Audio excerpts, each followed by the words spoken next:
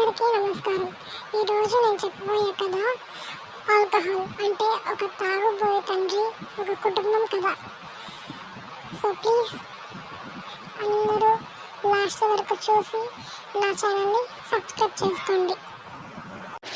ఏంటి మామ, నువ్వెందుకు అలా డల్గా ఉన్నావు? నాన్న తాగడం అస్సలు ఆపడం లేదు. ఆరోగ్యం చాలా వరకు పాడైపోయింది. ఏం చేయాలో అర్థం కావట్లేదురా.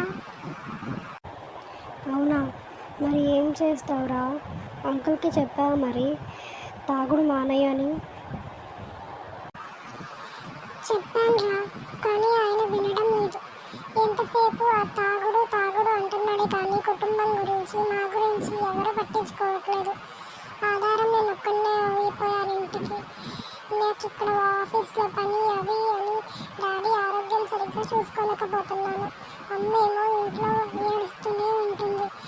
ఇప్పటికీ కూడా నాకు ఫోన్ చేస్తూనే ఉంటుంది అమ్మ, నాన్న తాగొచ్చారా అని. కానీ ఏం చేస్తాం, నాన్న ఎప్పటికీ మారడం లేదు.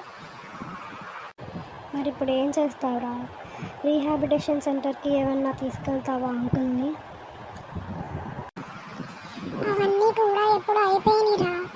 అవన్నీ ఎప్పుడో తీసుకెళ్ళిపోయాను, అన్నీ ట్రై చేశాను, కానీ ఆయన తాగుడు ఆపడం లేదు. ఏం చేద్దాం రా. ఇంకా ఏముంది, ఆయన ఆరోగ్యం రోజు రోజుకి క్షీణించిపోతుంది. ఇంకా అందుకే హాస్పిటల్కి తీసుకెళ్దామని అనుకుంటున్నా. అవునా, సరేరా, తీసుకెళ్ళు. మనం రేపు కలుద్దాం, ఓకేనా? ఏమైందో తర్వాత నాకు చెప్దాం.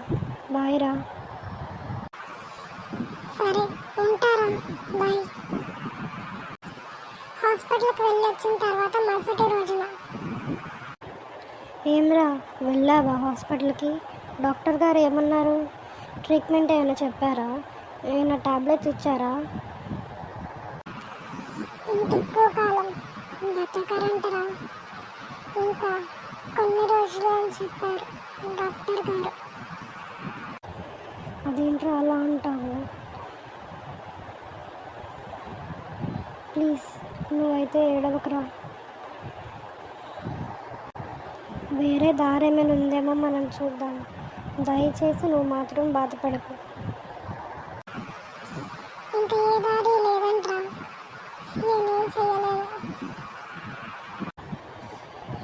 మరి ఇంకేం చేస్తాంరా? మనం ఇంకేం చేయలేం కదా.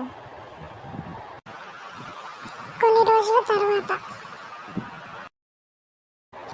ఏడవకు మామ, విన్నాను నాన్నగారు చనిపోయారంట కదా. అవును మామ, తాగొద్దన్నా తాగి ఇప్పుడు కుటుంబాన్ని రోడ్డు మీదకి ఇచ్చాడు. ఏం చేస్తాం, ఏడవలేక ఉండలేక ఏమన్నా ఏం చేసినా కన్న తండ్రి కదరా, తట్టుకోలేకపోతున్నాను. దయచేసి మీరు మాత్రం తాగి మీ కుటుంబాలు, వాళ్ళ పిల్లల భవిష్యత్తుని నాశనం చేయకండి.